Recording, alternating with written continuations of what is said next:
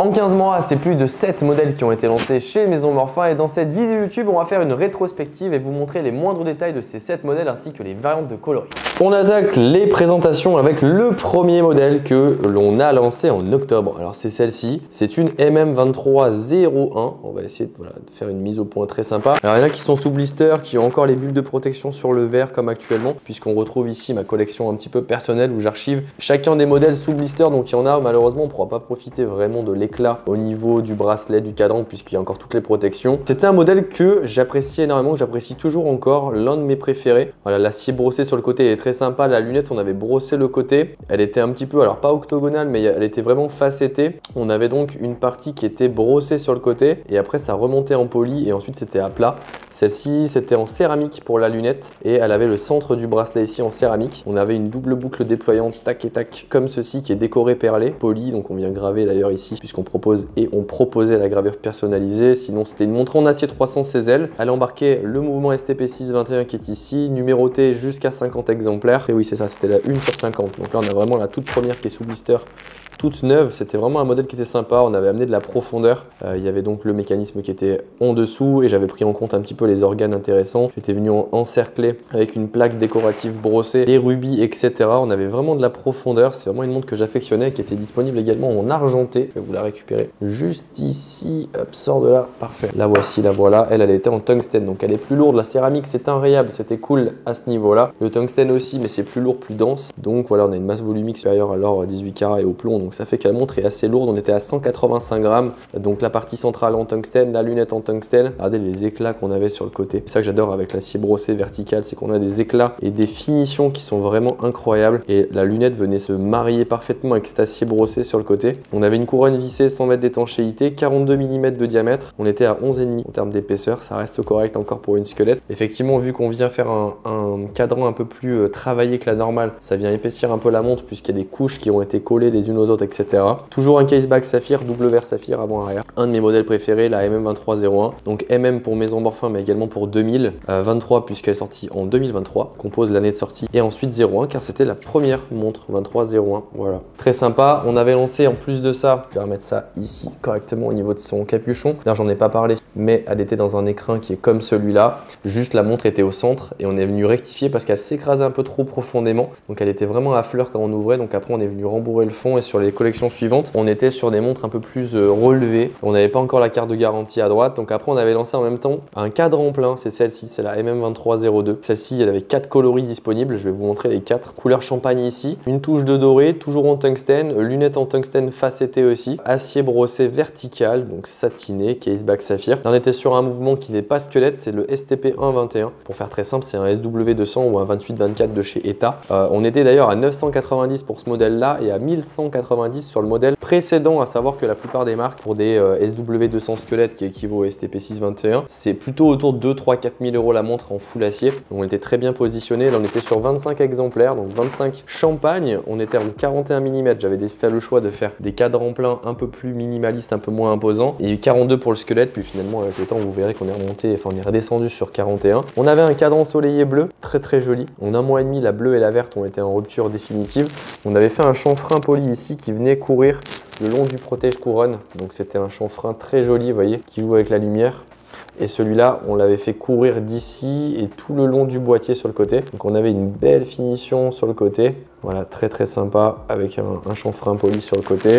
Et à l'arrière, pareil, on n'est pas parlé, mais au niveau des inscriptions, on n'est pas sur une gravure laser classique. Les lettres sont toutes en 3D quand on passe sur une finition qui est sablée. Donc c'est une très belle finition. Et également, j'en parle pas, mais il y a une finition sur la masse oscillante. Aujourd'hui, toutes les finitions que vous rajoutez, c'est des surplus à l'achat. Et si vous prenez vraiment tout le package, vis bleu, etc., ça peut augmenter au moins de 50% le prix de la montre. Donc il faut ici y faire attention. Il y a des marques qui se positionnent comme Tissot, etc., qui viennent proposer des tarifs attractifs. Mais c'est vrai que ça délaisse le côté horloger, vis bleu, Code de Genève, tout ce qui est décoration. On va dire que ça fait le café, ça fonctionne, mais c'est vrai qu'ils ne s'embêtent pas forcément avec les décorations, Herbolin non plus, Alpina, tout ça. C'est vrai que vous regardez les masses oscillantes ou quoi, il n'y a quasiment pas de décoration, voire jamais des décorations. Parce qu'en fait, il y a des grosses fluctuations tarifaires aussi entre les décorations sur un mouvement et le mouvement stock. Donc nous, on fait aussi le choix de ramener des codes de haute horlogerie, donc on essaye de décorer, etc. Voilà, ça c'était le cadran vert, très très joli, un code Pantone qui était choisi délibérément délibérément pour avoir ce rendu là. Et on a encore en stock une noire. Malheureusement, on ne l'a plus en version clou de Paris comme je vous ai montré à l'instant. Vous avez vu là, le bracelet est un petit peu clouté, donc c'est plat, mais avec des reliefs légers cloutés. Bon, vous en profitez pas correctement puisqu'il y a des protections plastiques,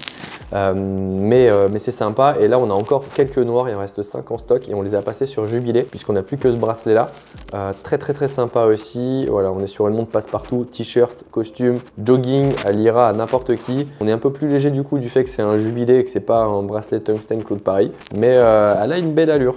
Elle a une belle allure, je pense que c'est la montre la plus minimaliste et simple qu'on a dans la collection. Donc très beau modèle, je vais quand même pas tous les mettre devant nous puisque sinon on va être très vite rempli, je pourrais plus vous montrer les autres, donc je vais libérer un peu de la place. On ramène tout ça, je vous remonte une dernière fois la bleue parce que franchement, regardez les éclats qu'il y a au niveau de la bleue. D'ailleurs sur le site internet, vous pouvez retrouver tout l'historique de ces modèles, donc ceux qui débarquent, qui connaissaient pas la marque il y a quelques années quand ces modèles étaient disponibles, vous avez une archive qui est disponible sur le site internet. Voilà, il reste en tout cas la noire. Ensuite, on a relancé une squelette. Là, j'ai amené de l'anglage, du biseautage, du biseau au niveau décoratif. Donc, c'était un bracelet Jubilé puisqu'elle ça a été tellement demandé. Tous les jours, je crois que j'avais un DM de quelqu'un qui me demandait si on allait lancer un jour un Jubilé. Donc, j'ai écouté la communauté et j'ai lancé un Jubilé très confortable, également très souple dans ce sens-là. Il fait aucun bruit quand vous le secouez. On a un confort au porté qui est juste inégalable. Gros point fort de ce bracelet-ci. Toujours de l'acier brossé, on a toujours un chanfrein poli mais qui vient mourir ici. Une nouvelle lunette facettée. On était sur des lunettes facettées aussi avant, comme là. Mais là, on était sur de la facette vraiment dans la longueur. Et là, on est vraiment sur le côté vertical de la facette. On était très sympa sur ce modèle là, on est en rupture aussi aujourd'hui, il ne reste plus que la noire. Très jolie, on reprend les codes classiques de la haute horlogerie où on vient un petit peu décorer le mouvement, on n'est pas non plus sur juste un ajourage au niveau du mécanisme. On était toujours sur un mécanisme STP621, donc un mouvement très joli, décoré, masse ajourée. On était sur 60 exemplaires, puisque je ne l'ai pas dit également, mais à chaque collection on augmente un petit peu les quantités. Couronne vissée, et là on est descendu à 41 mm de diamètre, voilà, un peu plus contenu. On n'a pas fait d'écart entre cadran plein, cadran ajouré, squelette. Couronne vissée toujours ici, 100 mètres d'étanchéité. Nouvelle signature, donc là c'est le MAI-SON-MORFIN sur le Réo.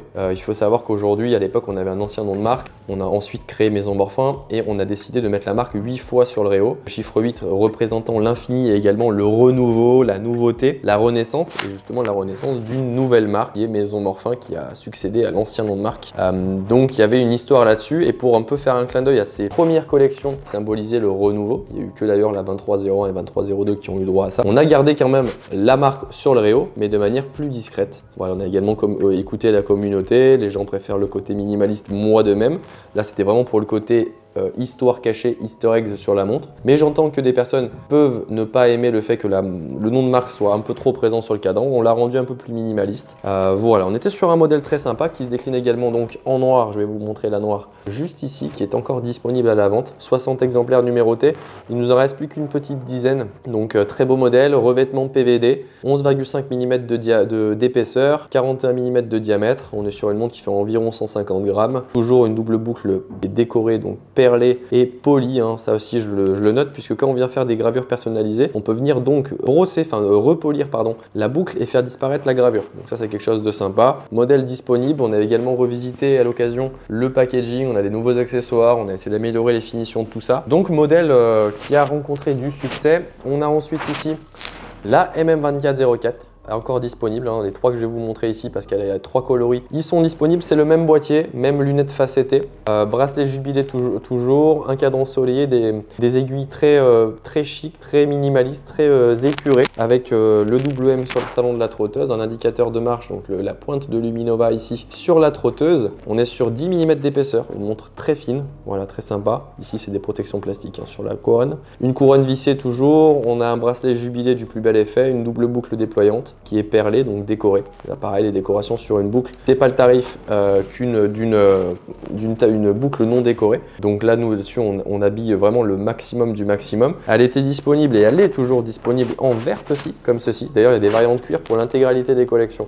J'ai pas pu toutes vous les sortir aujourd'hui, mais l'intégralité des collections présente des variantes en bracelet cuir. Donc après n'hésitez pas à regarder la boutique. Il y a beaucoup de photos et vidéos de toutes ces collections avec variante ou non. Donc voilà, très sympa en verte aussi. C'est vrai que le côté lumineux du bracelet, enfin du cadran soleillé, c'est vraiment quelque chose de sympa. Et ensuite, on a la chocolat qui est très sympa. Il en reste plus que 3 en stock. On a d'ailleurs une petite offre en ce moment où quand vous achetez une chocolat, vous avez une boîte de chocolat avec. Ça fait un petit cadeau sympa pour la Saint-Valentin. D'ailleurs, c'est des chocolats du champion du monde qui sont artisanaux, qui est juste localisé à côté de notre showroom. Donc il en reste plus que 3 en stock, ceux que ça intéresse, le lien est dans la bio. Petit rappel chocolat sur le bracelet Jubilé. On est sur un tarif de 1050 € et 1270 € pour la version d'avant, la version squelette. On était sur 50 exemplaires sur celle-ci. Donc au début on était sur 25 sur la toute première que je vous ai montré, la 2302. On est monté à 50 sur la 2404. Voilà, 2404 puisque 2024 pour MM24 et 04 puisque c'est le 4e modèle de la marque. Et on passe maintenant à la 2405. Alors celle-ci elle est sortie un peu en dernier. J'ai que le premier prototype à vous montrer, c'est celui-là. Elle existe également en noir mais je ne l'ai pas encore, elle est en cours d'assemblage chez mon maître horloger. C'est une toute dernière nouveauté, elle est encore en précommande à l'heure actuelle. Là c'est clairement le modèle le plus abouti qu'on ait jamais lancé. On a un verre biseauté ici comme vous voyez, donc saphir, traité anti-reflet. Ça vient créer un chanfrein qui vient courir le long du bracelet avec des maillons qui sont en tungstène. On a le Luminova le plus puissant du marché, on est sur le C3, 100% de luminescence dans la nuit. On a une couronne vissée, on est sur 100 mètres d'étanchéité, acier 316L. On est sur une montre plutôt minimaliste en termes de taille, puisqu'on est sur une montre qui fait environ 36 par 42 mm. Je dirais autour de 39-40 mm pour un diamètre qui serait rond, pour une montre ronde. On a du microbillage à l'intérieur, donc du sablage avec un chanfrein poli. Même chose ici, on est venu polir juste les chanfreins et sinon c'est du microbillage à l'intérieur. La couronne, c'est également du microbillage, donc du sablage avec l'intérieur de la couronne, le côté de la couronne. On a des maillons qui sont très sympas, on est sur un 20-16. Donc comme les bracelets par exemple crocodile cuir, on est sur un diamètre qui est dégressif, ou du moins une épaisseur. On a une boucle comme ça avec le double M qui est micro ajustable. Donc il y a 6 positions ici sur le côté, 6 positions et on est sur une boucle déployante simple. Je vais enlever le petit coussinet. Boucle déployante simple, voilà, montre très réussie, très architecturale. On a essayé d'amener de la cotte de Genève sur la partie décorative au-dessus du mouvement. On est venu prendre en compte tous les organes, la roue, la tige couronne, le barillet, le cœur battant pour essayer de ne pas les cacher avec notre cadran. Et on a essayé de sublimer un petit peu des choses, amener de l'épaisseur, amener de la profondeur dans le design.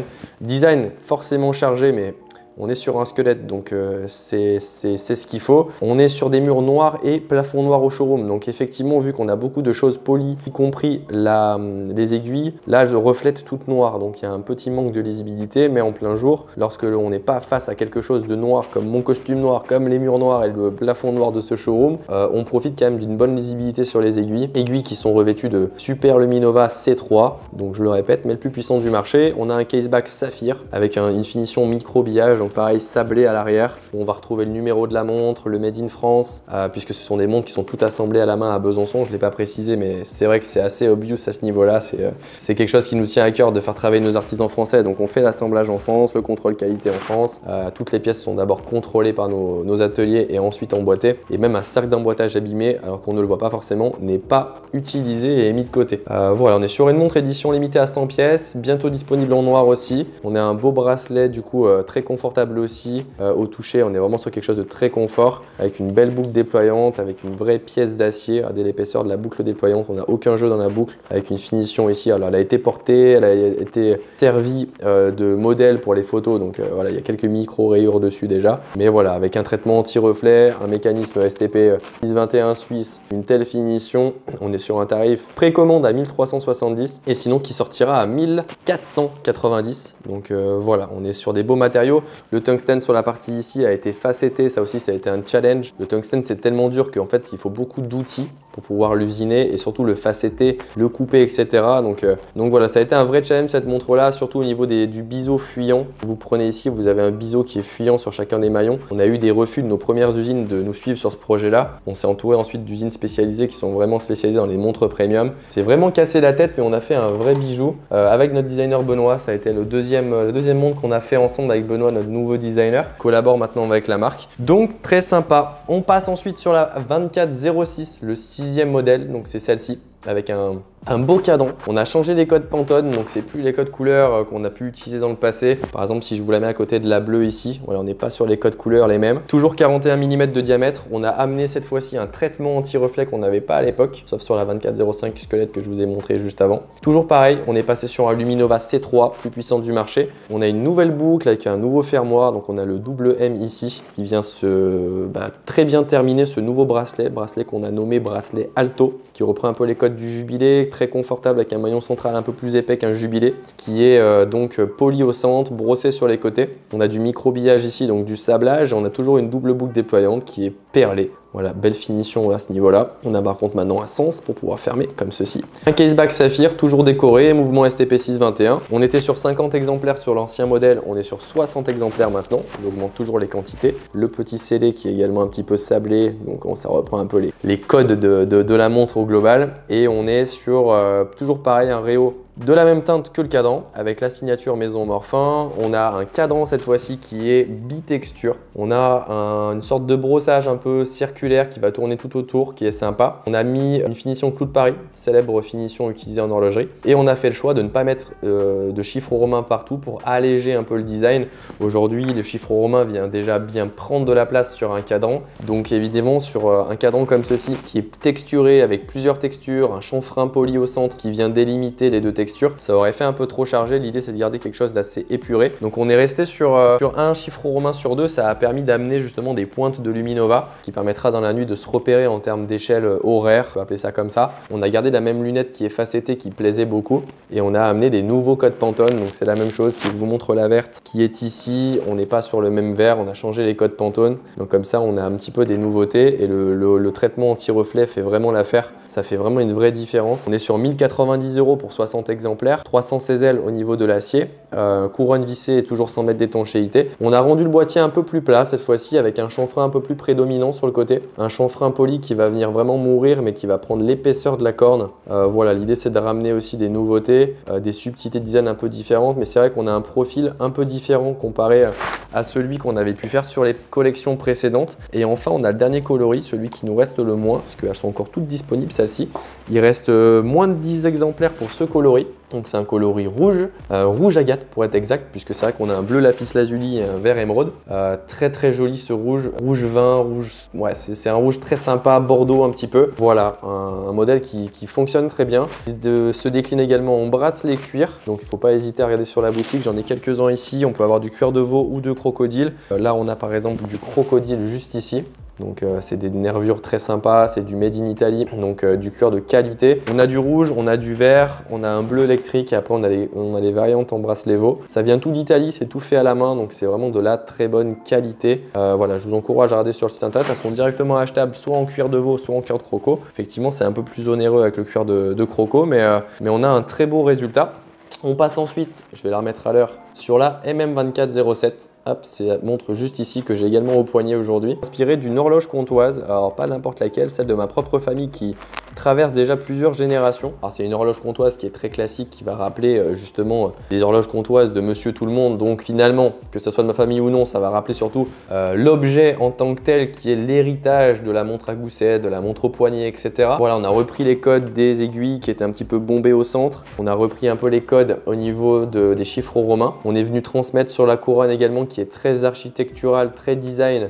Comment ça s'appelle? C'était une sorte de cordage qui maintenait le balancier, qui était un petit peu entrelacé, qui faisait penser également au F de Maison Morphin dans le logo. Je vous montrerai un petit visuel. Donc c'est une montre très minimaliste, 36 mm. On vient casser vraiment les codes de ce qu'on a pu faire à l'époque. L'idée avec cette collection, c'était d'amener un troisième type de collection. Premier type, montre casual, donc cadran plein, etc. Deuxième type, plus architectural mais moins lisible, mais qui fera plaisir à ceux qui aiment la belle mécanique, les montres squelettes, comme on avait ici. Troisième type, les montres un peu plus chic. Donc on a ici une montre vraiment qui s'inspire du passé, mais conçue pour l'avenir, comme j'aime le stipuler, avec un verre bombé saphir traité anti-reflet. Un boîtier plus actuel que ce qui était fait à l'époque. On reprend un peu les boîtiers des montres casual de la collection précédente Maison Morphin, comme celle-ci, avec des cornes qui viennent vraiment faire qu'un avec le boîtier, et pas des cornes qui viennent sortir du boîtier au global. On a d'ailleurs un chanfrein poli qui vient courir le long de la corne ici, faire le tour du boîtier et passe par dessous. Ça a été également un vrai challenge puisque c'est très compliqué d'enfermer